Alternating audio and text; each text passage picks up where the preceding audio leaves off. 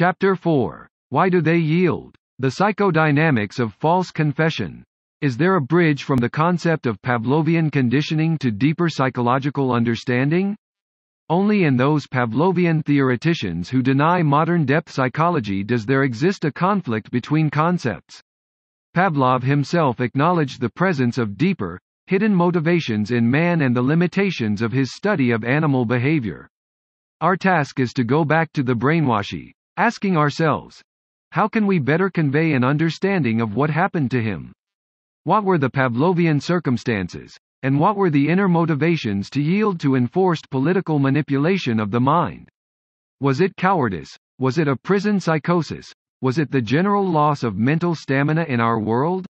In the following observations and experiences I hope to make use of the clinical insight actually provided by modern depth psychology. The upset philosopher. One day in 1672, the lonely philosopher of reason, Spinoza, had to be forcibly restrained by his friends and neighbors. He wanted to rush out into the streets and shout his indignation at the mob which had murdered his good friend Jan de Witt, noble statesman of the Dutch Republic, who had been falsely accused of treason. But presently he calmed down and retreated to his room where, as usual, he ground optical lenses according to a daily and hitherto unbroken routine. As he worked, he thought back to his own behavior, which had been no more rational or sensible than the behavior of the rioting crowd which had killed de Witt. It was then that Spinoza realized the existence of the emotional beast hidden beneath human reason, which, when aroused, can act in a wanton and destructive fashion, and can conjure up thousands of justifications and excuses for its behavior. For, as Spinoza sensed, and as was later discovered, people are not the rational creatures they think they are. In the unconscious, that vast storehouse of deeply buried memories, emotions, and strivings, lie many irrational yearnings, which constantly influence the conscious acts. All of us are governed to some degree by this hidden tyrant, and by the conflict between our reason and our emotions. To the extent that we are the victims of unchecked unconscious drives, to that extent we may be vulnerable to mental manipulation. And although there is a horrifying fascination in the idea that our mental resistance is relatively weak, that the very quality which distinguishes one man from another, the individual, I, can be profoundly altered by psychological pressures, such transformations are merely extremes of a process we find operating in normal life. Through systematized suggestion, subtle propaganda, and more overt mass hypnosis, the human mind in its expressions is changed daily in any society. Advertising seduces the democratic citizen into using quackeries or one special brand of soap instead of another. Our wish to buy things is continually stimulated. Campaigning politicians seek to influence us by their glamour as well as by their programs. Fashion experts hypnotize us into periodic changes of our standards of beauty and good taste. In cases of menticide, however, this assault on the integrity of the human mind is more direct and premeditated. By playing on the irrational child lying hidden in the unconscious and by sharpening the internal conflict between reason and emotion, the inquisitor can bring his victims to abject surrender. All of the victims of deliberate menticide, the POWs in Korea, the imprisoned traitors, to the dictatorial regimes of the Iron Curtain countries, the victims of the Nazi terror during the Second World War, are people whose ways of life had been suddenly and dramatically altered. They had been torn from their homes, their families, their friends, and thrown into a frightening, abnormal atmosphere. The very strangeness of their surroundings made them more vulnerable to any attack on their values and attitudes. When the dictator exploits his victim's psychological needs in a threatening, hostile, and unfamiliar world, breakdown is almost sure to follow. The barbed wire disease. Already during the First World War, peculiar mental reactions, mixtures of apathy and rage, could be discerned in prisoners of war as a defensive adjustment against the hardships of prison life, the boredom, the hunger, the lack of privacy, the continual insecurity. The Korean War added to this situation the greater cruelty of the enemy, the prolonged fear of death, malnutrition, diseases, systematic attacks on the prisoner's mind, the lack of sanitation, and the lack of all human dignity. Often improvement could be secured through acceptance of the totalitarian ideology. The psychological pressure not only led to an involvement with the enemy but caused mutual suspicion among the prisoners. As I have already described, the barbed wire disease begins with the initial apathy and despair of all prisoners. There is passive surrender to fate. In fact, people can die out of such despair. It is as if all resistance was gone. Being anything but aloof and apathetic was even dangerous in a camp where the enemy wanted to debate and argue with you in order to tear down your mental resistance. Consequently, a vicious circle was built up of apathy, not thinking, letting things go, a surrender to a complete zombie-like existence of mechanical dependency on the circumstances. Every sign of anger and alertness could be brutally punished by the enemy. That is why we do not find those sudden attacks of rage that were observed in the earlier prisoner of war camps during World Wars I and II. Results of psychological testing of the liberated soldiers from the Korean POW camps could indicate that this defensive apathy and retreat into secluded dependency was likely to be found in nearly all of them. Yet, after being brought back into normal surroundings, alertness and activity returned rather soon, even in 2 or 3 days. Those few who remained anxious, apathetic, and zombie-like belong to the long chapter of war and battle neuroses. Strassman. What are some of the factors which can turn a man into a traitor to his own convictions, an informer, a confessor to heinous crimes, or an apparent collaborator? The moment of sudden surrender. Several victims of the Nazi Inquisition have told me that the moment of surrender occurred suddenly and against their will. For days they had faced the fury of their interrogators, and then suddenly they fell apart. All right, you can have anything you want. And then came hours of remorse, of resolution, of a desperate wish to return to their previous position of firm resistance. They wanted to cry out, "Don't ask me anything else. I won't answer." And yet something in them, that conforming, complying being hidden deep in all of us, was on the move. This sudden surrender often happened after an unexpected accusation, a shock, a humiliation that particularly hurt, a punishment that burned, a surprising logic in the inquisitor's question that could not be counter-argued. I remember an experience of my own that illustrated the effect of such surprise. After my escape from a Nazi prison in occupied Holland, I was able to reach neutral Switzerland via Vichy, France. When I arrived, I was put in a jail where, at first, I was treated rather kindly. After 3 days, however, I was denied an officer's right to asylum and was told that I would be deported back to Vichy, France. To this information, my jailers sneeringly added the comment that I should be happy I was not going to be deported back to the Germans. When I left to be transported to the border, I was asked to sign a paper stating that all my possessions, which had been taken from me on my imprisonment, had been returned. I refused to sign because a few things, unimportant in themselves, but of great emotional value to me, were not included in the package my jailers handed me. One of the guards looked at me with contempt. The second tapped his foot impatiently and repeatedly demanded that I sign the paper. The third scolded and chattered in a French that was completely unintelligible to me. I continued firm in my refusal.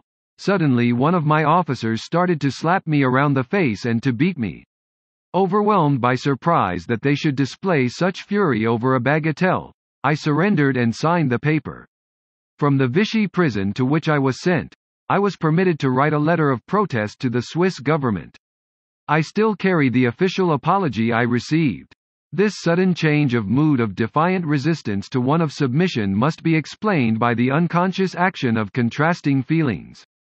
Consciously we tell ourselves to be strong, but from deep within us the desire to give in and to comply begins to disturb us and to affect our behavior. In psychology this is described as the innate ambivalence of all feelings. The need to collapse. The vocabulary of psychopathology contains many sophisticated terms for the wish to succumb to mental pressure, such as, wish to regress, dependency need, mental masochism, unconscious death wish, and many others. For our purposes, however, it is enough to state that every individual has two opposing needs which operate simultaneously. The need to be independent to be oneself, and the need not to be oneself, not to be anybody at all, not to resist mental pressure. The need to be inconspicuous, to disappear, and to be swallowed up by society as a common one. In its simplest form, we can see it all around us as a tendency to conform. Under ordinary circumstances, the need for anonymity is balanced by the need for individuality, and the mentally healthy person is one who can walk the fine line between them. But in the frightening, lonely situations in which the victims of menticidal terror find themselves, situations which have a nightmare quality, which are crammed with dangers so tremendous they cannot be grasped or understood because there is nobody to explain or reassure, the wish to collapse, to let go, to be not there, becomes almost irresistible. This experience was reported by many concentration camp victims. They had come into camp with one unanswered question burning in their minds. Why has all this happened to me? Their need for a sense of direction, for a feeling of purpose and meaning was unsatisfied, and hence they could not maintain their personalities. They let themselves go in what psychopathology calls a depersonalization syndrome, a general feeling of having lost complete control of themselves and their own existence. What Pavlovian conditioning can do in applying artificial confusion, can be done too by one shocking experience. For what? They asked themselves. What is the meaning of all this suffering? And gradually they sank dully into that paralyzed state of semi-oblivion we call depression. The self-destructive needs take over.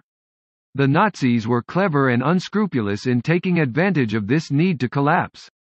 The humiliation of concentration camp life, the repeated suggestion that the Allies were as good as beaten. They conspired to convince the inmates that there would be no end to this pointless suffering, no victorious conclusion to the war, no future to their lives. The desire to break down, to give in, becomes almost insurmountable when a man feels that this horrible marginal existence is something permanent, that he cannot look toward a more personal goal, that he has to adjust to this dulling, degrading life forever. At the moment faith and hope disappear, man breaks down.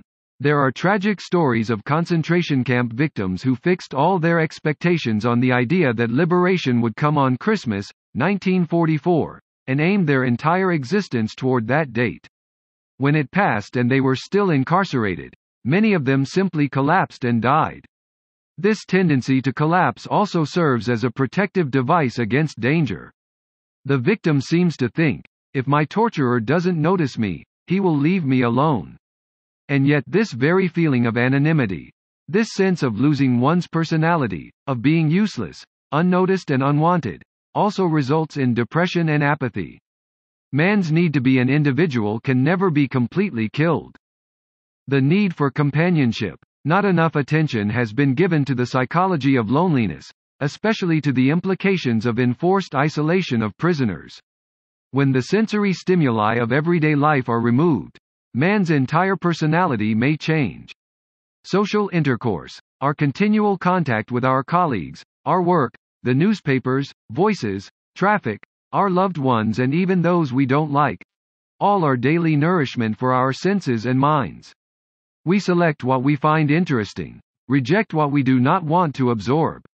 Every day, every citizen lives in many small worlds of exchange of gratifications, little hatreds, pleasant experiences, irritations, delights. And he needs these stimuli to keep him on the alert.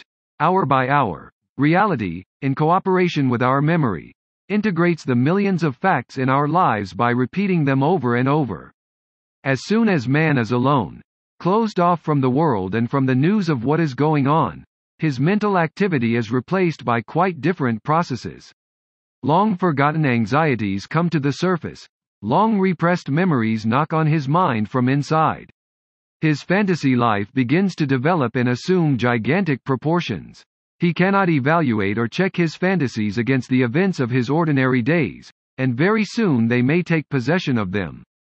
I remember very clearly my own fantasies during the time I was in a Nazi prison. It was almost impossible for me to control my depressive thoughts of hopelessness. I had to tell myself over and over again, think, think. Keep your senses alert. Don't give in. I tried to use all my psychiatric knowledge to keep my mind in a state of relaxed mobilization, and on many days I felt it was a losing battle. Some experiments have shown that people who are deprived, for even a very short time, of all sensory stimuli, no touch, no hearing, no smell, no sight, quickly fall into a kind of hallucinatory hypnotic state. Isolation from the multitude of impressions that normally bombard us from the outside world creates strange and frightening symptoms. According to Heron, who performed experiments on a group of students at McGill University by placing each student in his own pitch-black, soundproof room, ventilated with filtered air, and encasing his hands in heavy leather mittens and his feet in heavy boots, little by little their brains go dead or slip out of control. Even in 24 hours of such extreme sensual isolation, all the horror phantoms of childhood are awakened, and various pathological symptoms appear. Our instinct of curiosity demands continual feeding. If it is not satisfied, the internal hounds of hell are aroused. The prisoner kept in isolation, although his isolation is by no means as extreme as in the laboratory test, also undergoes a severe mental change. His guards and inquisitors become more and more his only source of contact with reality. With those stimuli he needs even more than bread. No wonder that he gradually develops a peculiar submissive relationship to them. He is affected not only by his isolation from social contacts, but by sexual starvation as well. The latent dependency needs that lie deep in all men make him willing to accept his guard as a substitute father figure. The inquisitor may be cruel and bestial, but the very fact that he acknowledges his victim's existence gives the prisoner a feeling that he has received some little bit of affection. What a conflict may thus arise between a man's traditional loyalties and these new ones. There are only a few personalities which are so completely self-sufficient that they can resist the need to yield, to find some human companionship, to overcome the unbearable loneliness. During the World Wars, prisoners at first suffered from a peculiar, burning homesickness already called barbed wire disease. Memories of mother, home, and family made the soldiers identify with babyhood again, but as they became more used to prison camp life, thoughts of home and family also created positive values and helped make the prison camp life less harrowing. Even the prisoner who is not kept in isolation can feel lonely in the unorganized mass of prisoners. His fellow prisoners can become his enemies as easily as they can become his friends. His hatred of his guards can be displaced and turned against those imprisoned with him. Instead of suspecting the enemy, the victim may become suspicious of his companions in misery. In the Nazi concentration camps and the Korean POW camps, a kind of mass paranoia often developed. Loneliness was increased because the prisoners cut themselves off from one another through suspicion and hatred. This distrust was encouraged by the guards. They constantly suggested to their victims that nobody cared for them and nobody was concerned about what was happening to them. You are alone. Your friends on the outside don't know whether you're alive or dead. Your fellow prisoners don't even care. Thus all expectation of a future was killed, and the resulting uncertainty and hopelessness became unbearable. Then the guards sowed suspicion and spread terrifying rumors. You are here because those people you call your friends betrayed you. Your buddies here have squealed on you. Your friends on the outside have deserted you. Playing on a man's old loyalties, making him feel deserted and alone, force him into submission and collapse. The times that I myself wavered and entertained thoughts about joining the opposite forces always occurred after periods of extreme loneliness and deep-seated yearnings for companionship. At such moments the jailer or enemy may become a substitute friend. Blackmailing through overburdening guilt feelings. Deep within all of us lie hidden feelings of guilt, unconscious guilt, which can be brought to the surface under extreme stress. The strategy of arousing guilt is the mother's oldest tool for gaining dominance over her children's souls. Her warning and accusing finger give her a magic power over them and help to create deep-seated guilt feelings which may continue all through their adult lives. When we are children, we depend on our parents and resent them for just this reason. We may harbor hidden destructive wishes against those closest to us, and feelings of guilt about these wishes. Buried deep in man's unconscious is the knowledge that he has had hostile fantasies, and that in his hostile fantasies he has felt himself capable of committing many crimes.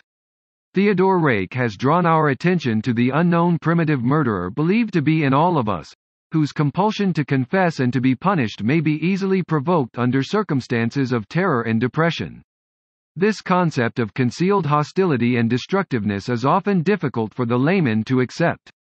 But consider for a moment the popularity of the detective story.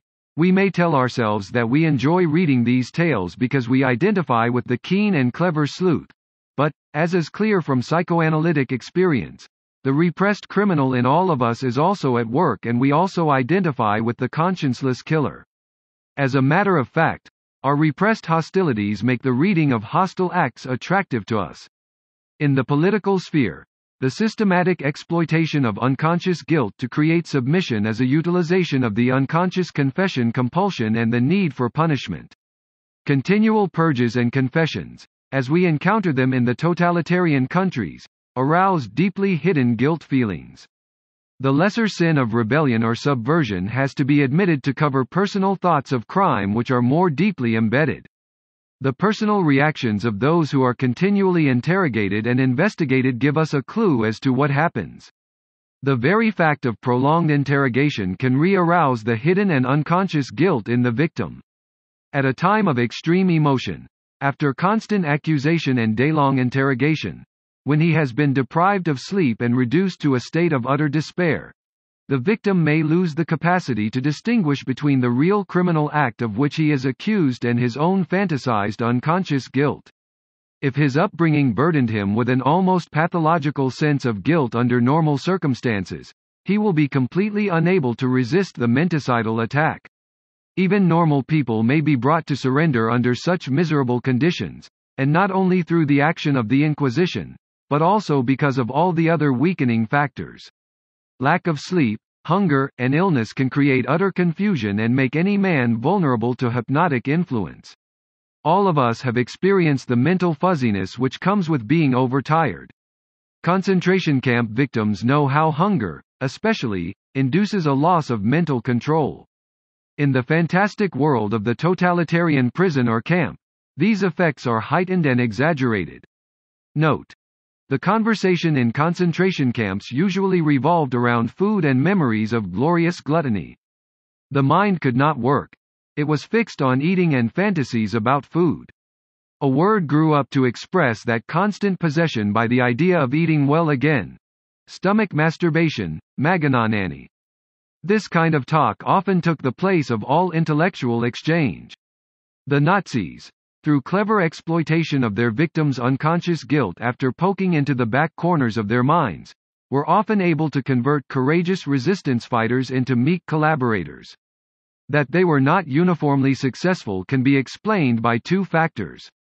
The first is that most of the members of the underground were inwardly prepared for the brutality with which they were treated.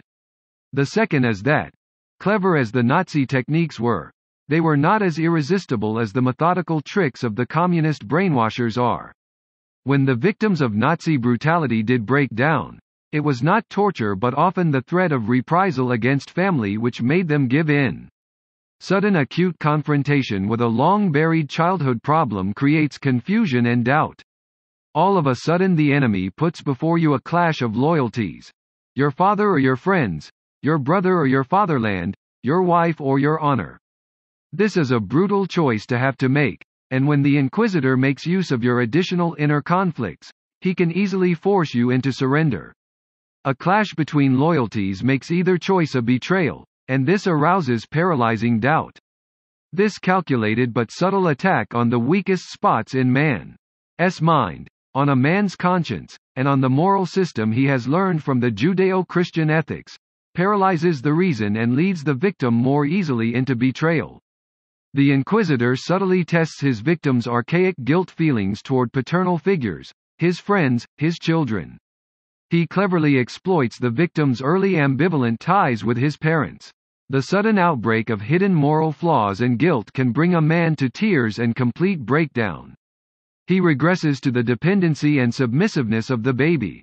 A very husky former hero of the Dutch resistance, known as King Kong because of his size and strength, became the treacherous instrument of the Nazis soon after his brother had been taken with him and the Nazis threatened to kill the youth.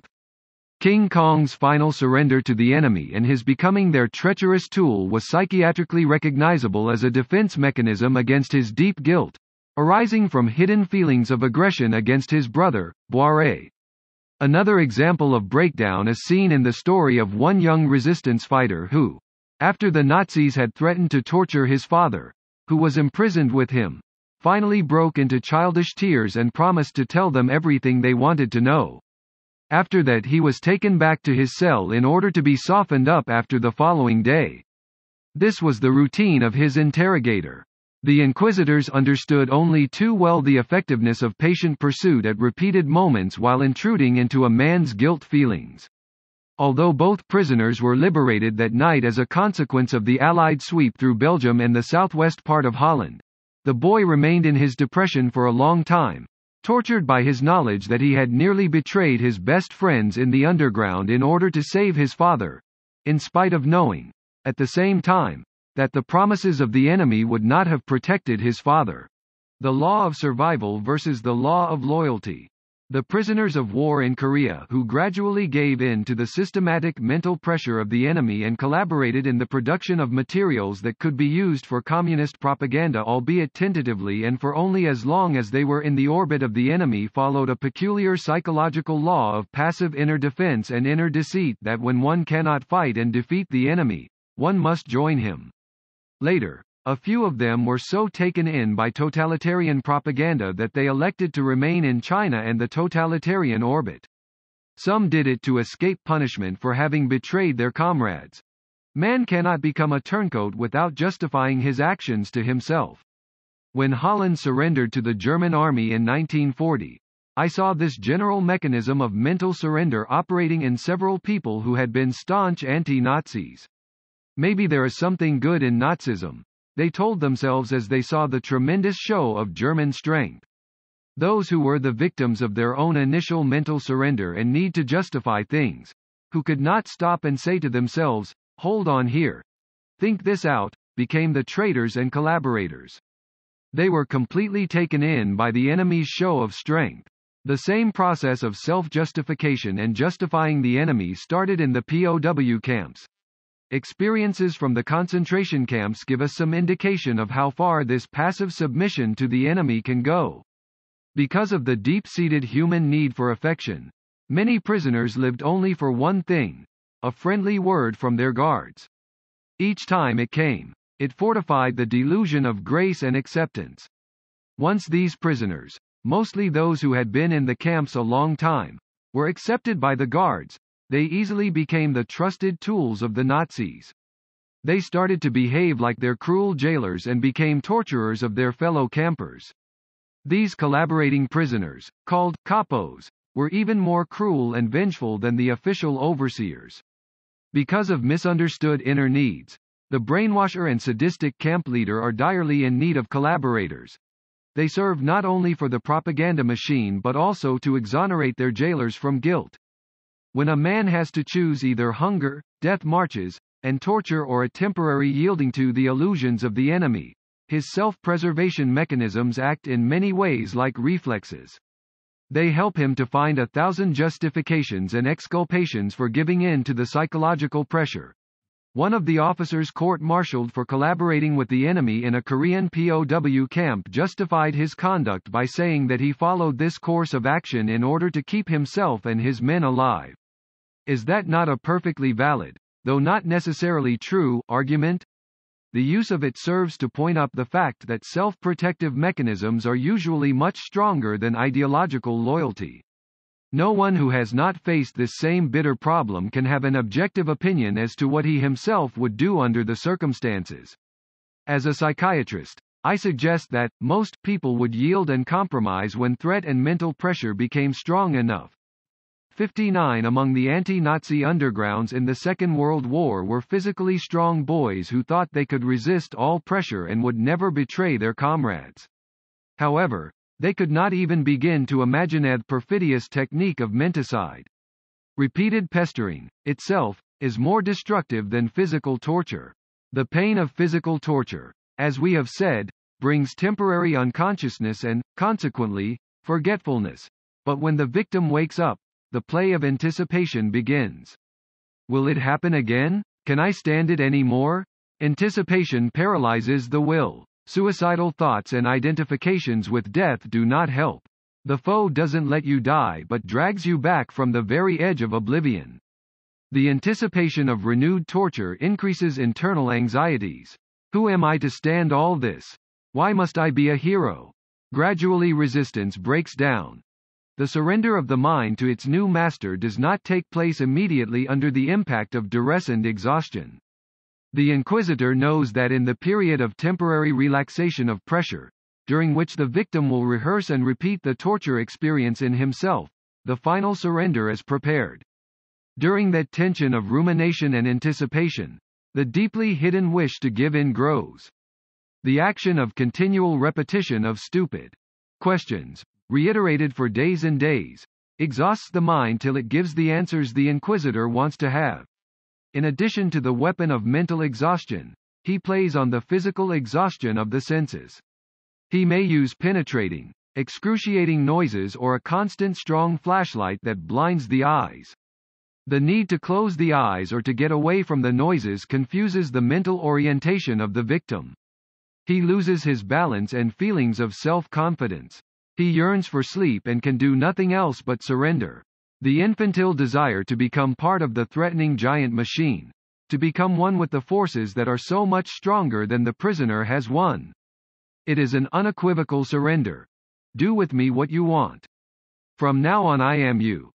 That only deprivation from sleep is able to produce various abnormal reactions of the mind was confirmed by Tyler in an experiment with 350 male volunteers. He deprived them of sleep for 102 hours. 44 men dropped out almost at once because they felt too anxious and irritated.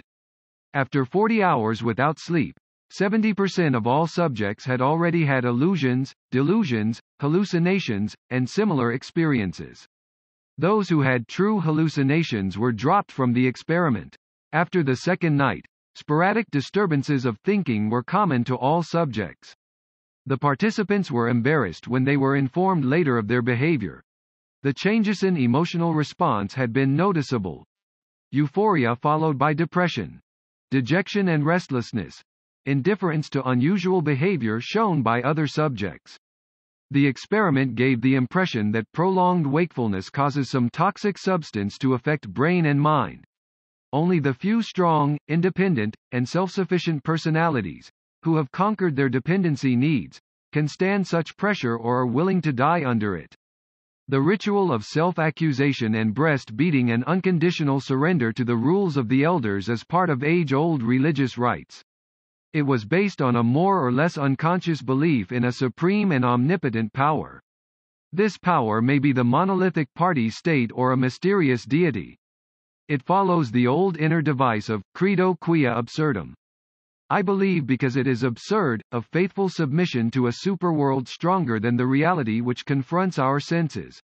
Why the totalitarian and orthodox dogmatic ideology sticks to such a rigid attitude, with prohibition of investigation of basic premises, is a complicated psychological question. Somewhere the reason is related to the fear of change, the fear of the risk of change of habits, the fear of freedom, which may be psychologically related to the fear of the finality of death. The denial of human freedom and equality lifts the authoritarian man beyond his mortal fellows. His temporary power and omnipotence give him the illusion of eternity. In his totalitarianism he denies death and ephemeral existence and borrows power from the future. He has to invent and formulate a final truth and protective dogma to justify his battle against mortality and temporariness. From then on, the new fundamental certainty must be hammered into the minds of adepts and slaves. What happens inside the human psyche under severe circumstances of mental and physical attack is clarified for us in the studies of the general mental defenses available to man. Earlier, I myself tried in several publications to analyze the various ways people defend themselves against fear and pressure. In the last phases of brainwashing and menticide, the self-humiliating submission of the victims serves as an inner defensive device annihilating the prosecuting inquisitor in a magic way. The more they accuse themselves, the less logical reason there is for his existence. Giving in and being even more cruel toward oneself makes the inquisitor and judge, as it were, impotent and shows the futility of the accusing regime. We may say that brainwashing and menticide provoke the same inner defensive mechanism that we observe in melancholic patients. Through their mental self-beatings, they try to get rid of fear and to avoid a more deeply seated guilt. They punish themselves in advance in order to overcome the idea of final punishment for some hidden, unknown, and worse crime. The victim of menticide conquers his tormentor by becoming even more cruel toward himself than the inquisitor. In this passive way, he annihilates his enemy.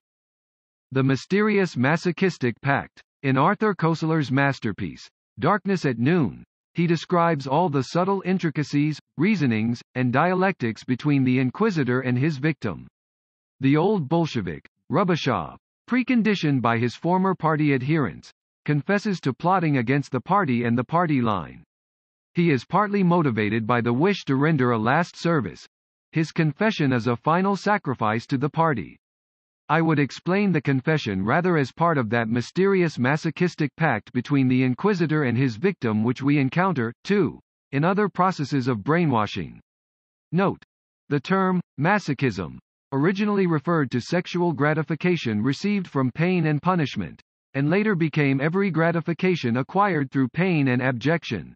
It is the last gift and trick the tortured gives to his torturer. It is as if he were to call out, "Be good to me. I confess. I submit. Be good to me and love me."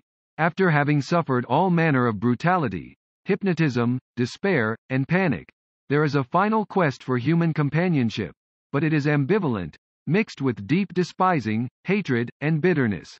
Tortured and torturer gradually form a peculiar community in which the one influences the other.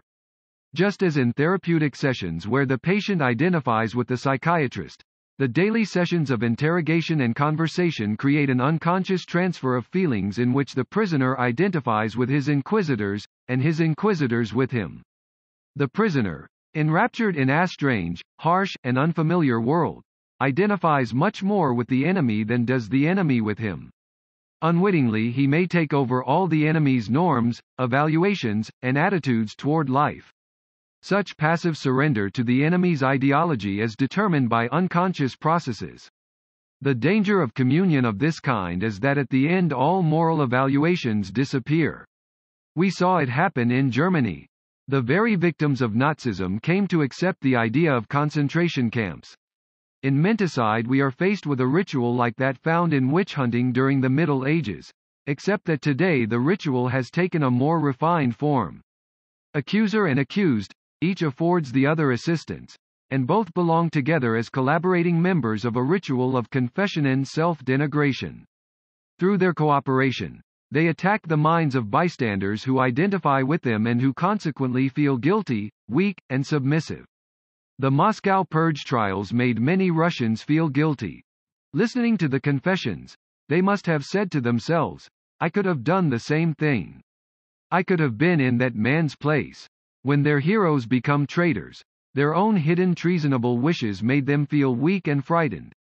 This explanation may seem overly complicated and involved and perhaps even self-contradictory, but, in fact, it helps us to understand what happens in cases of menticide. Both torturer and tortured are the victims of their own unconscious guilt. The torturer projects his guilt onto some outside scapegoat and tries to expiate it by attacking his victim. The victim, too, has a sense of guilt which arises from deeply repressed hostilities. Under normal circumstances, this sense is kept under control, but in the menticidal atmosphere of relentless interrogation and inquisition, his repressed hostilities are aroused and loom up as frightening phantasmagorias from a forgotten past, which the victim senses but cannot grasp or understand.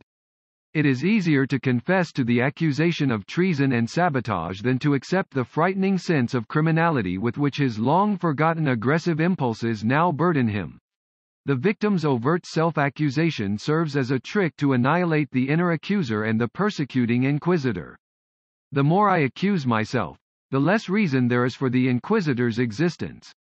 The victim's going to the gallows kills, as it were, the inquisitor too, because there existed a mutual identification.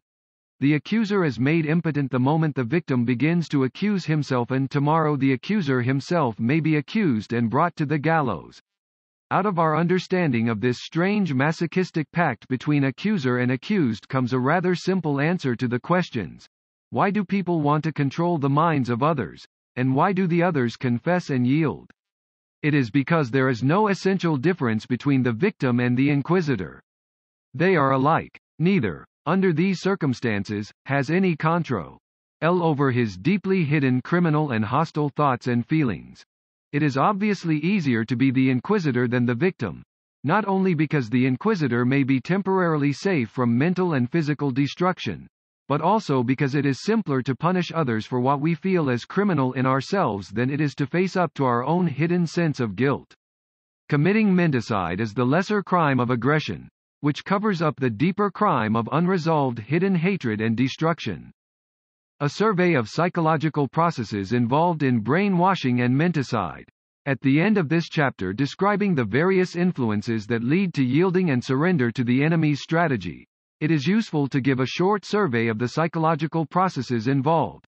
Phase IARTIFICIAL breakdown and deconditioning. The inquisitor tries to weaken the ego of his prisoner. Though originally physical torture was used, hunger and cold are still very effective. Physical torture may often increase a person's stubbornness. Torture is intended to a much greater extent to act as a threat to the bystanders, the people's imagination. Their wild anticipation of torture leads more easily to their breakdown when the enemy has need of their weakness. Of course, occasionally a sadistic enemy may find individual pleasure in torture. The many devices the enemy makes use of include intimidating suggestion, dramatic persuasion, mass suggestion, humiliation, embarrassment, loneliness and isolation, continued interrogation, overburdening the unsteady mind, arousing more and more self-pity. Patience and time help the inquisitor to soften a stubborn soul. Just as in many old religions the victims were humbled and humiliated in order to prepare for the new religion, so, in this case, they are prepared to accept the totalitarian ideology.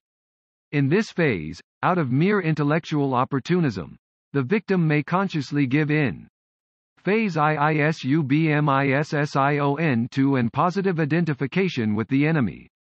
As has already been mentioned, the moment of surrender may often arrive suddenly.